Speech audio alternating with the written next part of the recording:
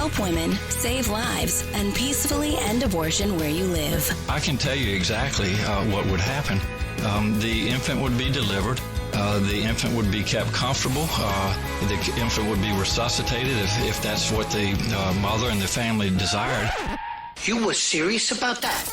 Be inspired to change hearts and minds by joining over 1 million volunteers taking part in the global movement happening in your neighborhood. She says, pray that I can get through this abortion. And I said, oh, no. So she went ahead and went into the abortion clinic. And she just came out. She told us, I'm not going to get the abortion. We just had a baby saved. We had a baby saved in Memphis today. Praise the Lord. This is the 40 Days for Life podcast with your host, Sean Carney. Hello, and thank you for joining us today on the 40 Days for Life podcast. I am Sean Carney, the president of 40 Days for Life, and your host for this podcast, which is dedicated to helping you end abortion where you live. Welcome, Steve Carlin, to Texas. We're at the HQ. As always, it is great to be here.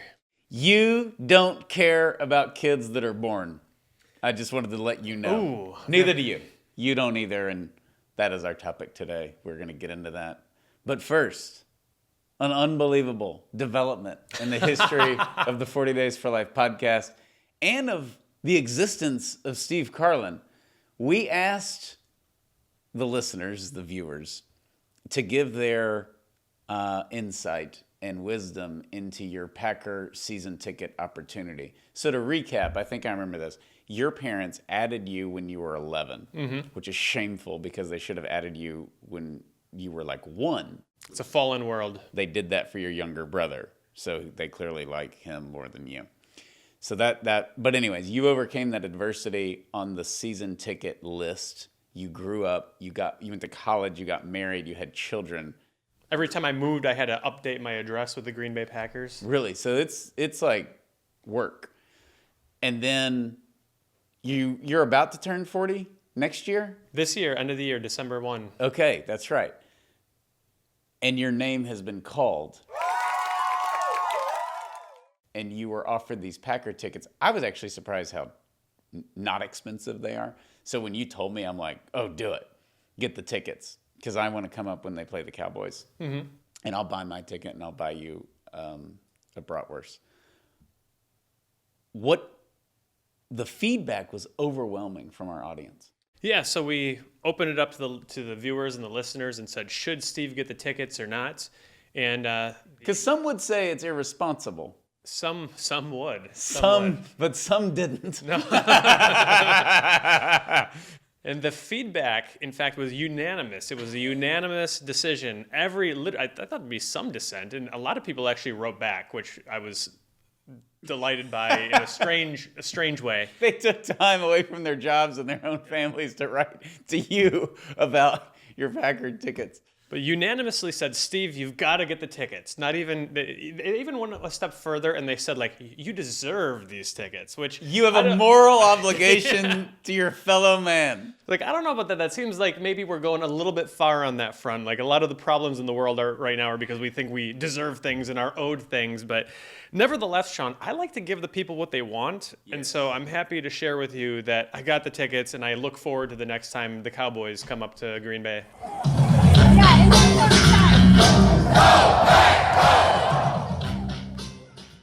I can't wait. Bad news for Mary Lisa Carney, because she knows I'm going to find reasons to come up to Wisconsin when there's absolutely no reason I should be there, but and try to bring Seamus as well. So very exciting news. Great news. Congratulations. Thank you.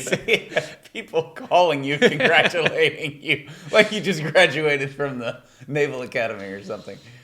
Yeah, it's one of my finest accomplishments in life. I'll put that gold embossed notification that I got in the mail when my number came up. I'll put it in a frame like it's a medical degree or something like that. Yeah, something you should probably be buried with it one day. You know, when you're ultimately called from this life and you remember the great moments. The Packard tickets, just throw those in the coffin.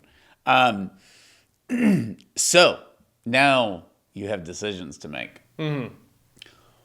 What's the level, like, are you going to go, philosophically, there's two ways to approach it. There's schedule. Like, hey, these are the weekends I can go, or whatever, your brother, somebody's coming in town, this is this is where we're going to go because it fits with our schedule and our life. Or, oh, it's Bears, it's Monday night. Like, how will you balance the good games, the big games, versus what will you choose? Will you choose your schedule and what's healthy for your family? Or will you choose what's actually really good as far as the football part? Yeah, I've thought about this a lot, Sean, and I've never been more excited for the schedule to come out. And you know how that goes, right? Yeah. Because as a good Cowboys fan, the way that you look when the schedule goes out is you go through each week and decide, okay, are they going to win this game or lose this game? Right. As though you can tell, a week after the NFL draft and free agency and everything, who's going to be good and who's not. But you've got to go through and you look and you pick like one hard team that's an away game and you're like, oh, they'll probably lose that one. And then you come up with the conclusion of like 16-1, 15-2 at worst. And so I'll go through that process and factor that into the decision, see what's going on with the family and whatnot. But, here's the thing about Packer fans. It's kind of a weird psychology thing. I think you'll be fascinated by it. Most NFL fans, I think they want to go to a game with like the good team. Like they're playing the Super Bowl champions. It's a big matchup and it's going to be a tight game, 23-20, that sort of thing. Packer fans don't care. Like we're happy to go play the Jaguars and we want to win like 49-3 and that's the way we like it. So I'm, if they've got the Chiefs in the Super Bowl team matchup, cool. If it's, some kind of cellar dweller, that's fun to watch them put some touchdowns on the board too. Yeah, I'm the opposite. No, I'd be there if Pat Mahomes and the Chiefs came.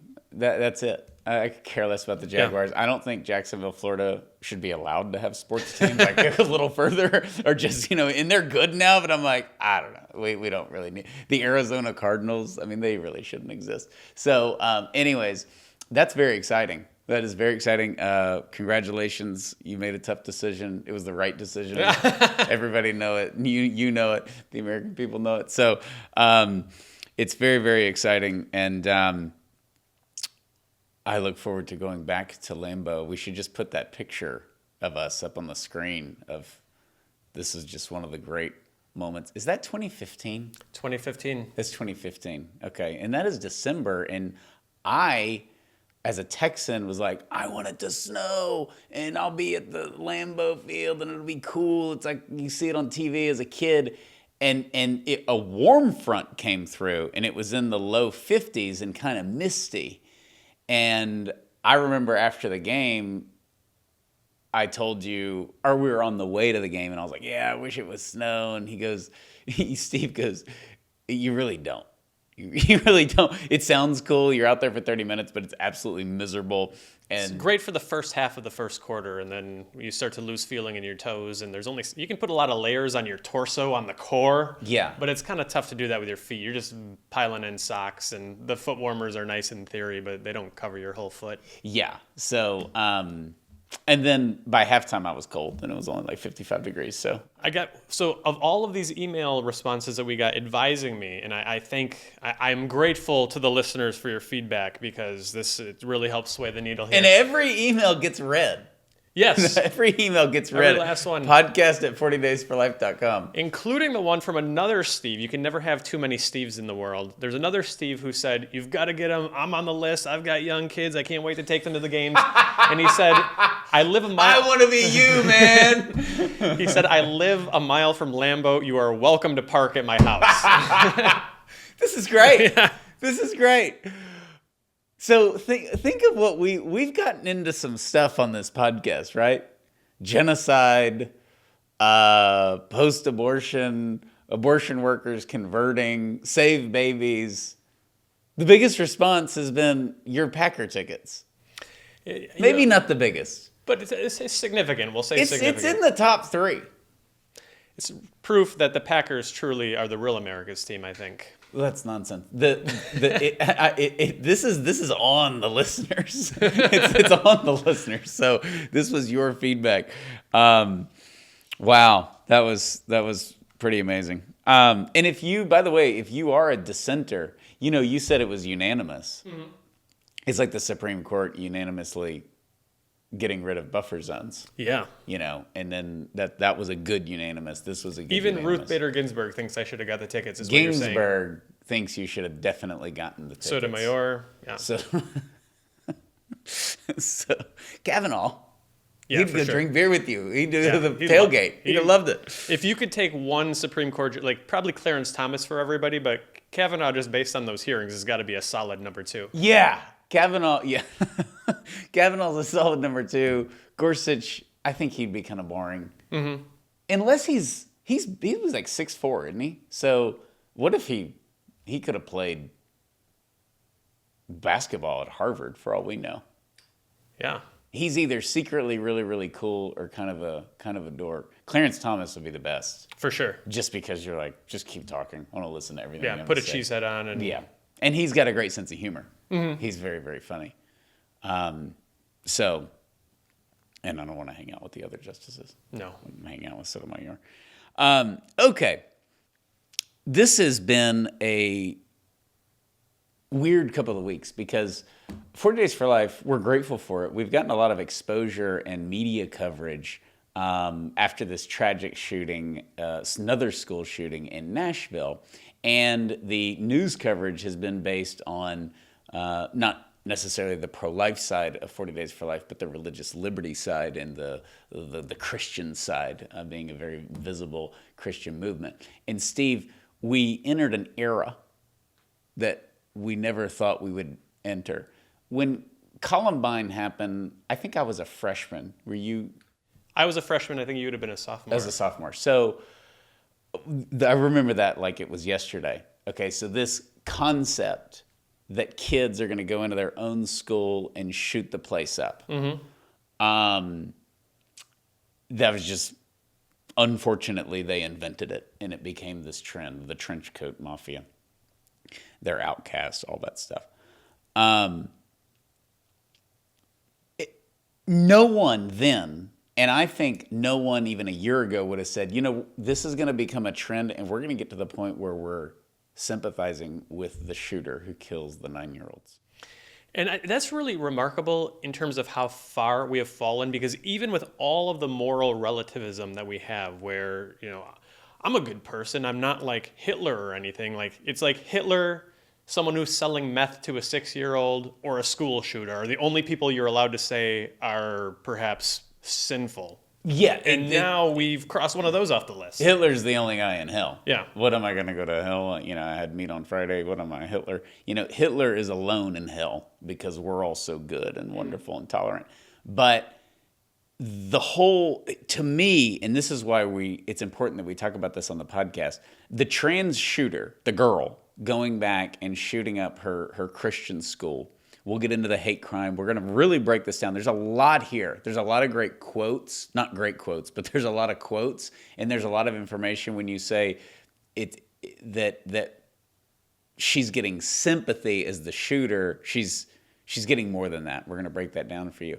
But the whole notion that the trans shooter can get sympathy points to the unbelievable and sad success of the transgender movement.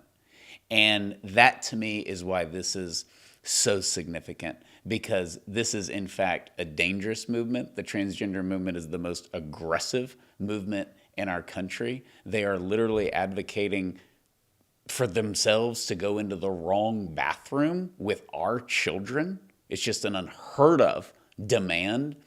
We're not allowed to tolerate them.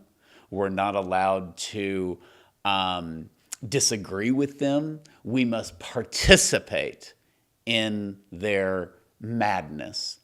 And before we get into this, it is madness. I mean, the Johns Hopkins chief of psychiatry in 2016, when he said this is on medicine, and in this sense, the children are certainly victims. We have misdiagnosed mental illness, and that's on medicine. You can't actually be a boy and become a girl, and you can't actually be a girl and become a boy. No surgery, no drugs. You can't do that. And we're patting these confused people on the head. And now they're violent. The last 4 shooters have been trans. We're getting more violent, and that it's becoming dangerous. It is, and there's so much enabling going on. You've got, I think, 2 categories of people making this possible. The people who really believe it, the true believers, and I think they're still a minority. I think that most of the people that are pushing this agenda don't really believe it, but it's politically useful or it makes them welcome in the right dinner parties. I don't know what it is, but this executive vice president of marketing for Bud Light, do you think she really believes that this Dylan dude is a woman? I'm not sure about that. I don't think so. She's smart. You've got to have a good education and some good experience to be able to become an executive vice president for a major brand like that. And yet they're out there pushing this so that now some guy can't even, Brett Kavanaugh can't have his Bud Light on Friday night without having like the whole trans issue be part of a beer. It's bullying. It's forced. It has to be bullied or forced on us because it's not true. It's inaccurate. If I'm going to convince you that I'm Frank Sinatra, it takes a lot of demanding and I guess makeup and dressing up and singing lessons. I've got to create a charade. Mm-hmm. And then you're going to just sit here as we record these podcasts and be like, Sean, I'm not calling you Frank. And you're not Frank Sinatra. He's dead. And then I got to force it down your throat. It's the next level. It's so unreasonable to say you will now call me Ashley or Frank or whatever, that it has to get to a level where it's forced and it's bullied. They're not converting anyone. Mm-hmm. They're getting people to just not want to deal with them. I think that's the danger here is it's just unsustainable. There have been other evils throughout history where we've talked about like how long can Roe last? How long could slavery have lasted? Maybe this lasts a long time too, I'm not sure, but it seems to me to be so insane and so patently obviously wrong that is this going to be a thing 5 years from now, 10 years from now? It just doesn't seem like the bottom is going to drop out at some point, I would think. I don't think it will be, no? and I'm optimistic anyways on most things. But Matt Walsh said that. He said he really thinks it's going to be like in 50 years, and we're going to look back, and it's like crystal clear Pepsi. Like that was kind of weird. It's not sustainable.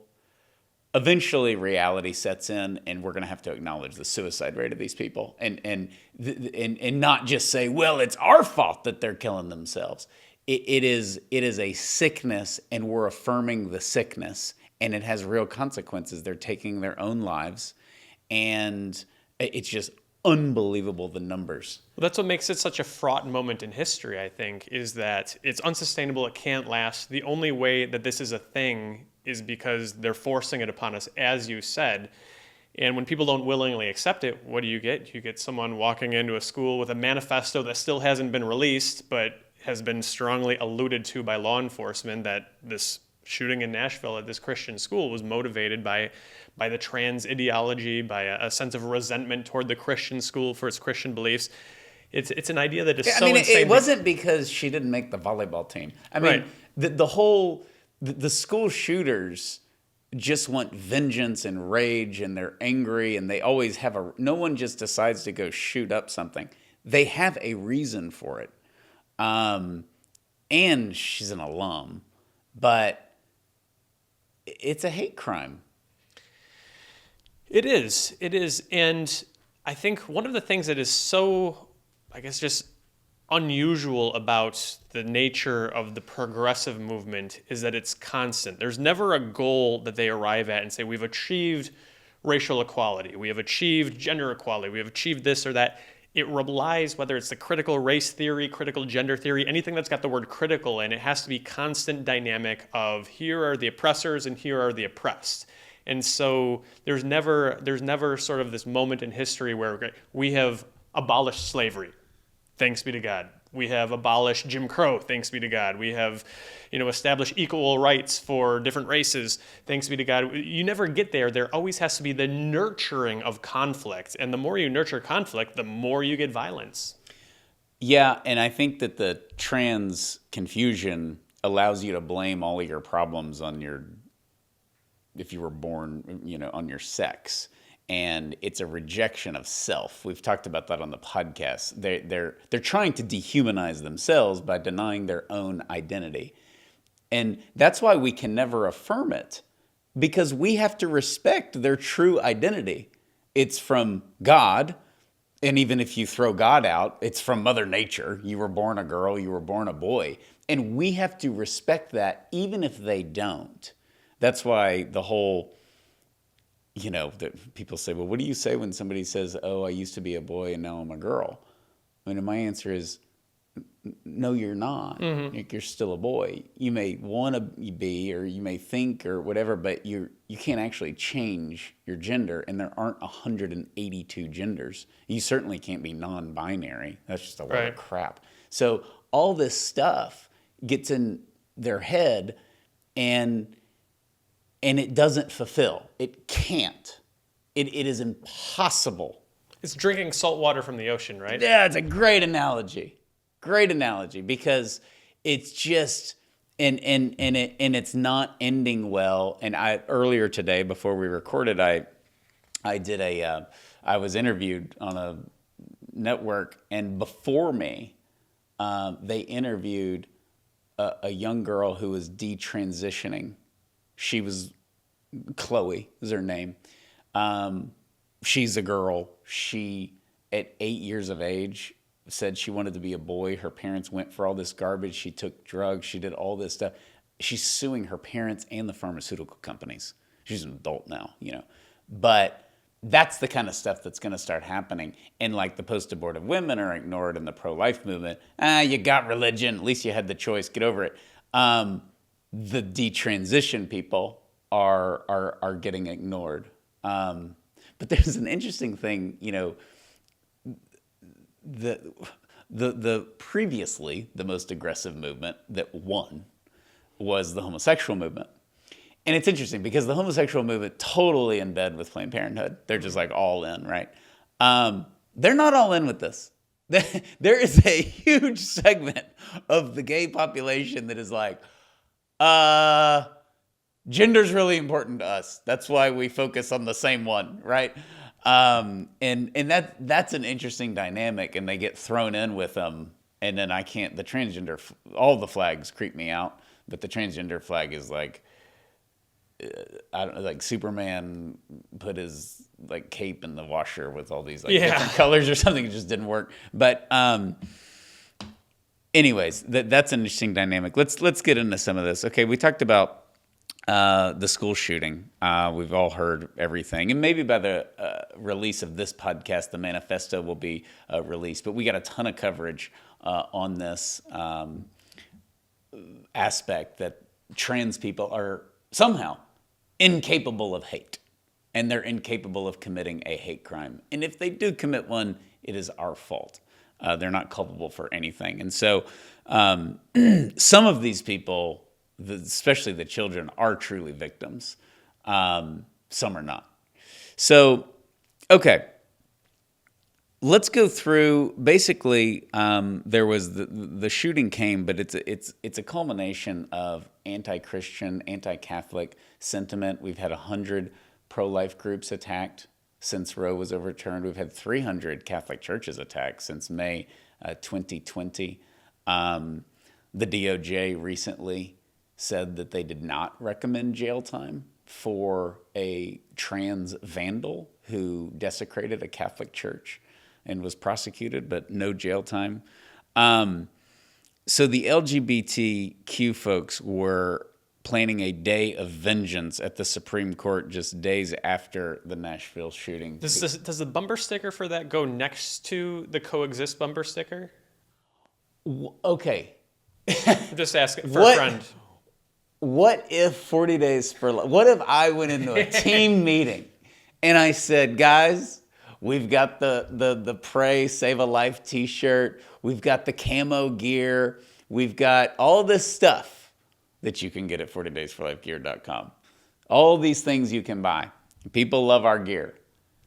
We are missing the Day of Vengeance t-shirt. Yeah, I don't know I don't think that would sell all that well. We don't have anybody on our team that would go for that.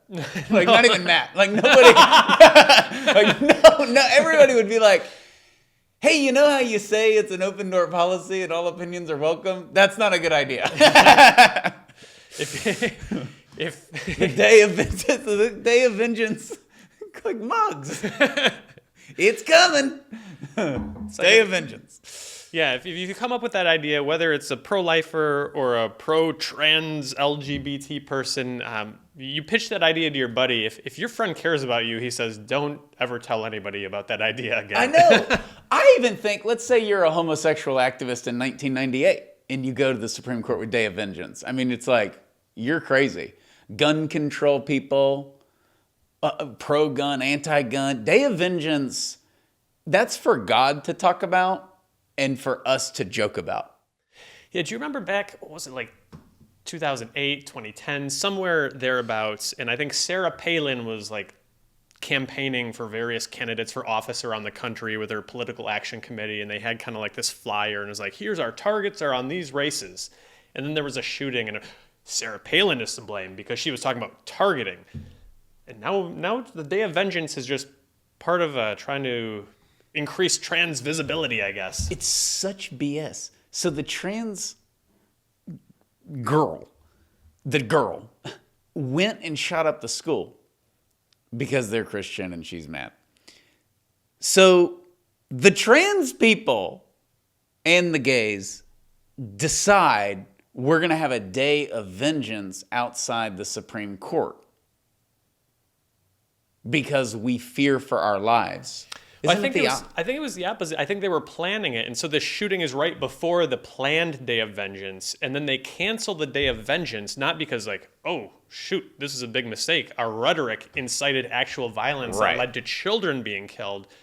They said, you know who's the real victim here? Just as when you pass an abortion restriction, it's the LGBT community that's hit the hardest, supposedly. Here we have the LGBT school shooter shoot some Christian children, and who's hit hardest? The LGBT community. So out of fear for their own safety, they canceled their Day of Vengeance. It's absolutely just a brilliant way to make everything about yourself. I mean, what about the poor children and their families? And what happened to like thoughts and prayers for the true victims in this? If you put the barrel of a gun in the face of a 9-year-old and you pull the trigger, you get no sympathy. You're not a victim. No. It's okay, let's get into some of this. Okay. All right. Wayne State professor Stephen Shaviro. I think it is far more admirable to kill a racist, homophobic, or transphobic speaker than it is to shout them down. Yeah, I'd have to go with a non-binary option here. I think it's not a matter of do you kill them or do you shout them down. Why don't we go with neither of those options? Fortunately, Steve, and I'm thinking about us specifically, and our wives will appreciate this, we're not racist, we're not homophobic, and we're not transphobic. So we're... True on all counts, yeah. We'll be trans violence survivors. Is there a flag for that? No, but I don't know. I'm surprised they didn't put anti-choice bigots or something on here. They're kind of missing the abortion thing. Did your kids ever have one of those toys when they were little, and some of your kids still are little, where you like pull the string or the lever and then it like says the, like depending on which letter or farm animal? I think that's what we kind of have going on here is you pull the thing and this time it said transphobic. You pull the thing and this time it said racist. We've got a great 40 Days for Life leader in Cherry Hill, New Jersey. And she just did an interview with the local network news affiliate. And they're kind of cutting back and forth between Claire and between the medical director for Planned Parenthood. And the medical director for Planned Parenthood said that restrictions on abortion are an attack on democracy. I think that's just one of the things you pull the string. Transphobic, attack on democracy. Sure. Why not? This is the kind of stuff that leads to terrorism. Yes. What? No, it's absolutely crazy. And one of the reasons it needs to be a hate crime, and they need to get to the bottom of this, is the copycat factor. Because if you're upset and you're a wounded trans person and you're entertaining a school shooting, they're just going to go do it. I mean, you're going to be a hero. You're not like these crazy kids. You're not the trench coat mafia. We all wanted to like drag those kids out and beat the crap out of them. You know, they shot up their own school. What's wrong with them? It's not that. It's you're you got a little like early Christian martyrdom going. Yeah, that's a great way to put it. You're Saint Ignatius of Antioch, A being hero fed of freedom to the fighter, lions. like George Washington or something like that. Yeah, you're just going down with the ship. You're a martyr, and that is not the case. You're a murderer. And I think I'm curious what you will think about this, Sean, because anytime you see a deranged shooting like this, you hear about the mental health crisis in our country. And I always kind of take a little bit of a different track there. Like, yes, we need to, be concerned about mental health, and we need to deal with folks who are suffering from mental illness and provide them with support and treatment and all of those sorts of things. But if you're someone who has struggled with a mental illness and suddenly, anytime there's an act of violence, it's because they're mentally ill, I think that's a dramatic insult to people who actually have a mental illness, to just assume the only people who are capable of committing evil are those who struggle with some sort of psychiatric condition. It's a great point, because mental illness is real, and we're more aware of it now, thankfully, than we ever have been. And there's great ministries that help specific areas. It could be PTSD. All of our soldiers, the resources available to them are just above and beyond any other point in our history, thankfully. But there's just mental illness, there's depression, there's anxiety, there's people that need help, and they get help. And that's a great point you make. But they're not criminals. No. And they don't go out and commit acts of violence. They're not like totally unhinged. I've taken flack for saying this before. I've made the same point, and I was accused of like denying mental illness or judging mental illness or disregarding mental illness. You're respecting it. I'm respecting it because there's a lot of people, maybe you're suffering from bipolar disorder through no fault of your own or some form of schizophrenia. There's all sorts of different types of mental illness. And I think it is absolutely a disservice to say, okay, you're automatically, I'm afraid of you. You might go shoot up a school. You might go commit some atrocity, horrible act of violence. Like we would be so much more comfortable, I think, as a society if we can just dispense with the notion of evil. There's no evil people. There's only people who aren't being heard. You took the words right out of my mouth. It's because you and I and so many in the world acknowledge that evil exists. Why can't the trans person just be ticked off and want to go off on a bunch of little kids? I mean, why do they have to be... Now, we're saying they're mentally ill based on the gender dysphoria part of it, right? But all trans people aren't violent. There's a lot of gender dysphoria out there right now, and they're not all like burning down churches. They're starting to. The uptick is definitely happening, but we don't run out and say that. We don't run out and say abortion, workers are terrorists, and we don't say homosexuals are terrorists or all that. We truly actually believe that you can love the sinner and hate the sin, even though you're not really allowed to do that in our world today. We still do it. But it is a little bit of a scapegoat, I guess, is what you're saying. Mental illness is difficult. Well, what if they just wanted to go murder everybody? Yeah, it kind of gets back to our point about Hitler. Like, only Hitler was capable of doing something. Maybe Hitler was just mentally ill. Maybe he was misunderstood. Totally misunderstood. It's a wild thing, and I think it's a dangerous thing because it allows people to really nurture these feelings. We have a destabilized society right now. There's more division than there's ever been before, and particularly if you're politically active or progressively minded, there's sort of this idea where any sort of moderation is a betrayal. You're not really standing up for women's rights if you're not in favor of abortion all 9 months of pregnancy up to and including during birth or even after birth. So there's no room anymore for any sort of nuance, any sort of moderation, any sort of ambivalence. There's just no room for any of it. You have to go to the extreme. And what is more extreme than violence? What is more extreme than, as you said, it's hard to even say it, and I'm sure it's hard for the listeners to listen to it. What is more extreme than putting a barrel of a gun in the face of a 9-year-old? And that's how people are, I guess, showing their support and their commitment. The violence is, I think, the last resort. And the motivation for that, for the trans community, the trans shooters, there's been 4. And we'll get to some other examples. But I think, that just builds over time. First, you try to explain yourself. This is why I'm trans. This is why I'm this. This is why I'm that. The homosexual movement actually did a really good job of that. Unfortunately, it led to us redefining marriage. It was the first society in the history of the world. But they attached it to love. Who do you care who I love? Love is love. They attached it to a good. The trans community doesn't do that. They're having to constantly justify why you can go from one gender to the other and switch back. And it just started off with them yelling at us, it seems. And it's been forced because you can't explain it. That's the brilliance of the Daily Wire, the Matt Walsh, What is a Woman? I mean, he just goes to the doctors. He goes to the trans people. He goes to everywhere. He goes to Africa. What is a woman? And they can't answer that. They won't answer it. And it escalated so fast. I think once we started to question it, once people just didn't buy into it and say, hey, Carl, I'm not calling you Linda. I'm sorry. I can't do that. I can't participate in this. It just got really violent. So I want to read some of these other.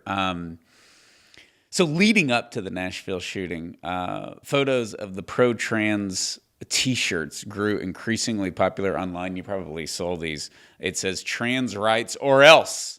Or else what? I guess we found out. It was depicted with guns. I mean, it is going, and this would be good for those of us who want to return to sanity and everybody accept who they are.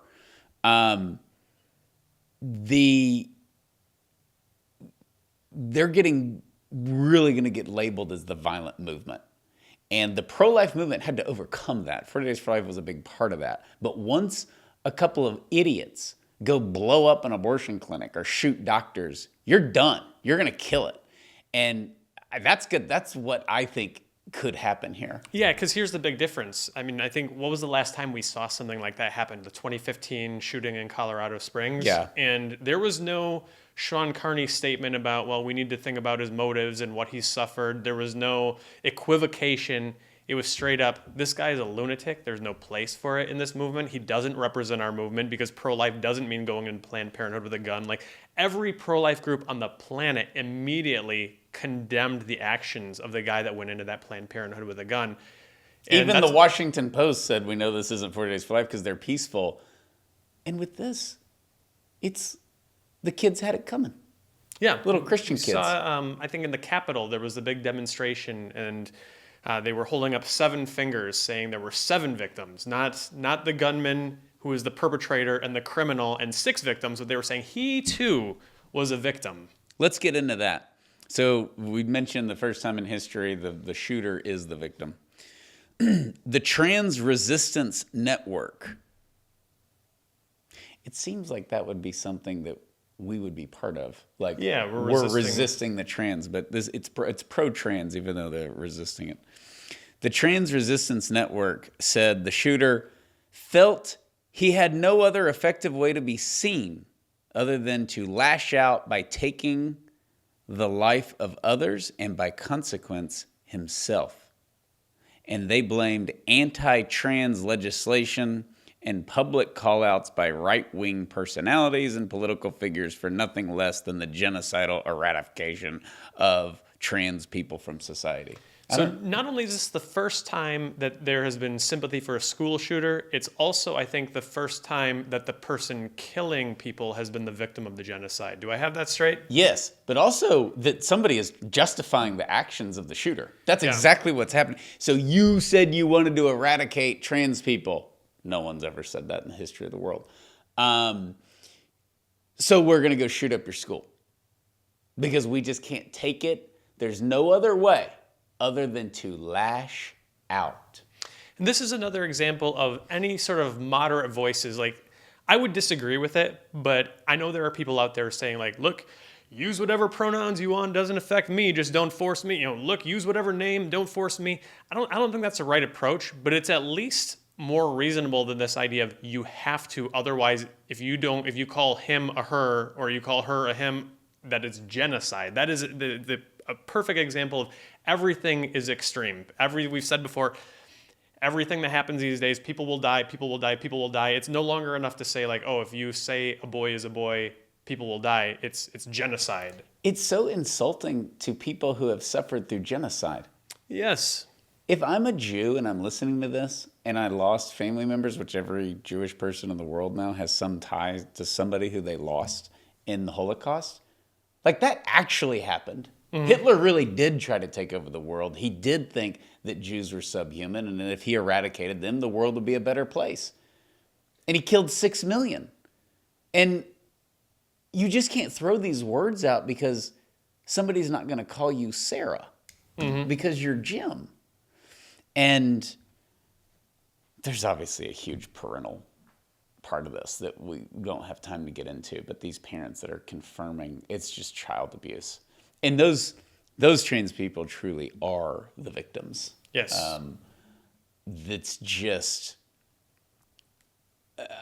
I can't explain that. Maybe they're terrified that their kid is just going to be a weirdo and this will fix it. Maybe they're a horrible parent. Maybe they were molested and there's sexual abuse. Those stats are through the roof for the trans community. There are reasons to explain this behavior because the behavior is not normal. But it is still a behavior.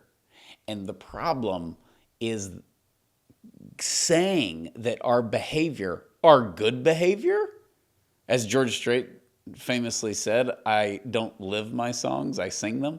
Like it's an illusion when I'm on stage. Like he's like, I got to go home to my wife and kids and go fishing and stuff. It's a normal life.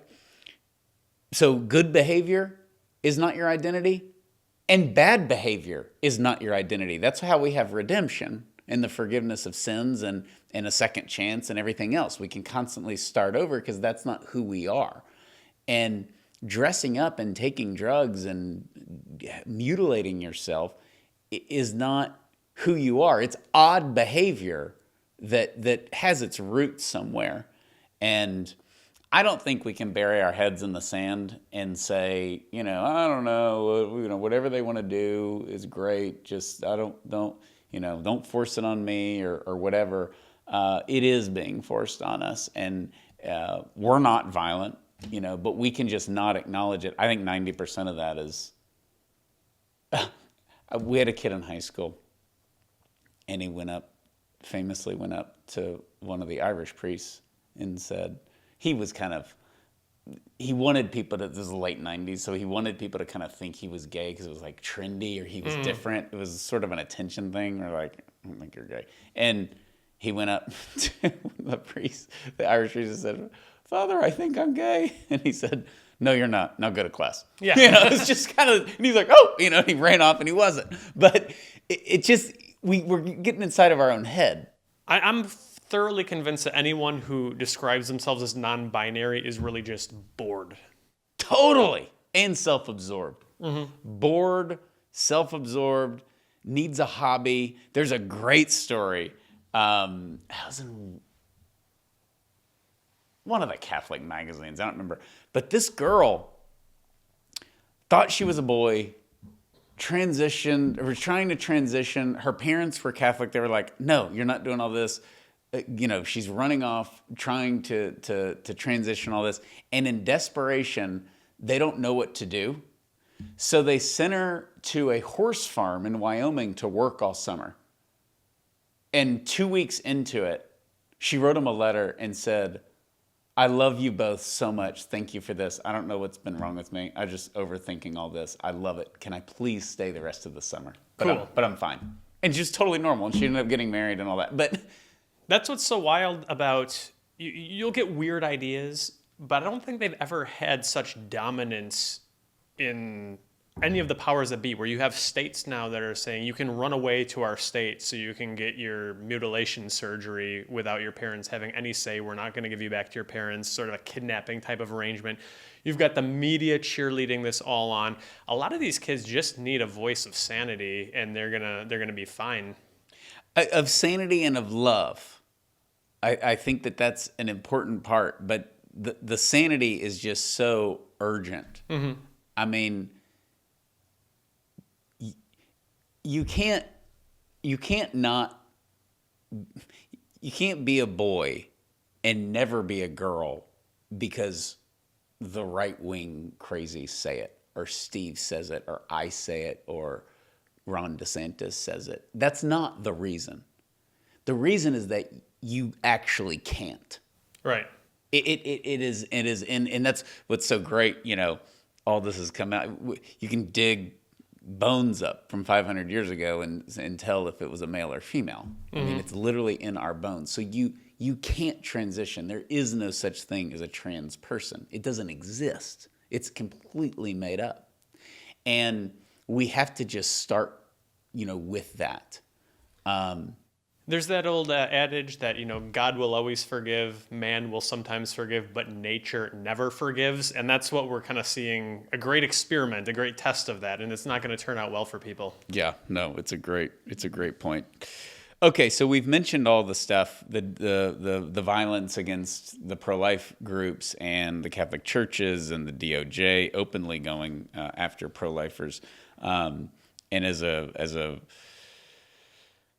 a result, the media has just continued to classify the shooter as a victim and all of this. By the way, the sentiment was echoed by the Associated Press, the Washington Post, among others that are just like high media. NBC News, after the wake of the shooting in Nashville, they went to Nashville to do sort of the human interest story. How is this affecting people on the ground? And they didn't sit down with the parents of the 9-year-olds who were killed. They sat down with, you guessed it, the trans community to see how they were being impacted. So that's just cringe, making it worse.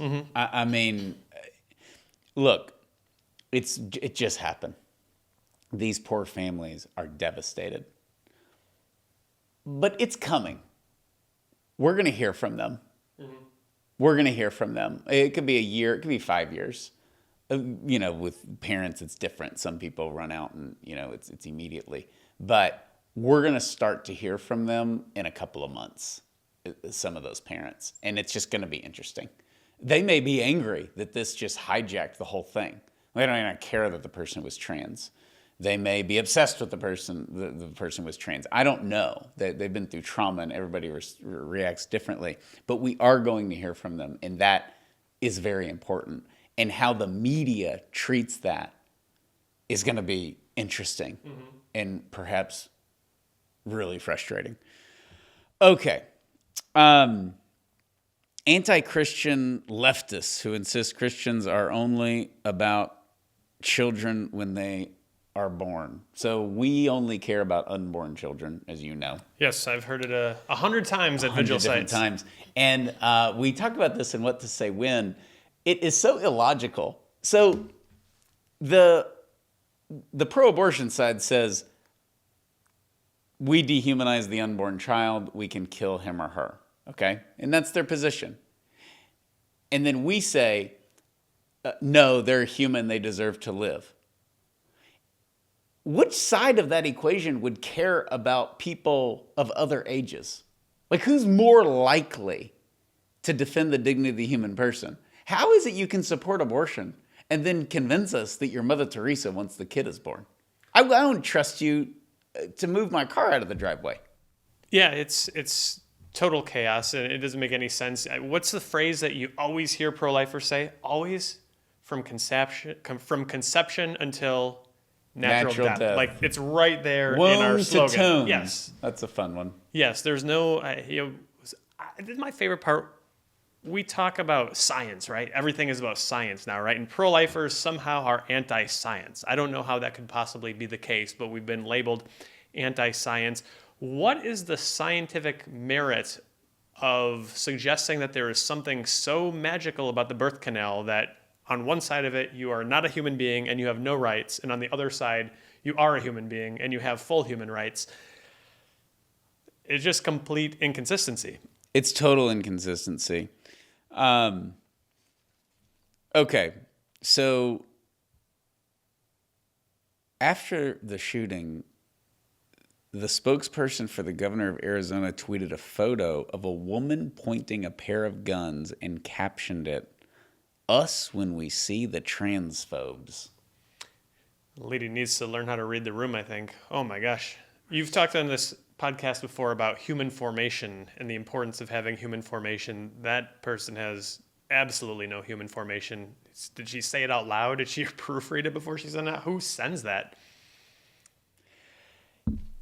It really, I mean, the stuff on here, the Madonna thing, that just would never happen with any other incident. Madonna did a concert, a fundraising concert in Nashville to raise money for the families. No, she didn't do that. She had a concert to raise money for trans activists in Nashville. One of their own just shot up a school. This is like 9/11 happening, and then you go like raise money for Al Qaeda. Like it makes no, you would never see this in any other scenario. And that's why they don't want to say it, but all this kind of stuff is like, the kids had it coming. Yeah, they're bigoted parents, they're bigoted religion. What are we supposed to do? Yeah, I think the equivalent would be, if we want to go back to the Colorado Springs situation, this would be like us showing up in Colorado Springs in December of 2015 and saying, "Hey, we're having a fundraising banquet. Yeah, come out to raise money for gunmen." Yeah. Who are pro-life. And you know what our leader there, Michelle, actually did? Michelle, great longtime leader, 2020 40 Days for Life Leader of the Year. Michelle took a campaign off. She said, look, this is important, but our community needs to heal. We can pray remotely. We'll be a for distraction the time being. to the healing. Yeah. Okay, so breaking this down. So the question is, this is all like bad news that we're sharing with people, but the reason we're doing it is because we need to highlight, number one, I think it is a little bit of open season on Christians. Mm-hmm. I mean, this is the ultimate example that you have a shooter in a Christian school.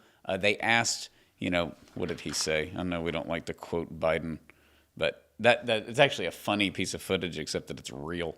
So Biden joked that if Republicans think that the Nashville shooting is a hate crime, then he doesn't. And then he began laughing, and he did that thing where he just kind of like meanders off. And he's like he like wanders over to the Smithsonian. They're like, "Sir, you live over there." But I discount everything Biden says. It's easy to pick on Biden, and the whole thing's a total joke. And he's been a horrible president, but I would be too if I didn't know I was president. So that's a one-off. But we've just never had a scenario where, because it was a Christian school, it's not a hate crime. Yeah, it's all the thumbs are on the scale. We'll put it that way. We hear about marginalization, like, well, there's a genocide against the trans people. They're being erased. They're not visible. They're being denied. All of these sorts of things.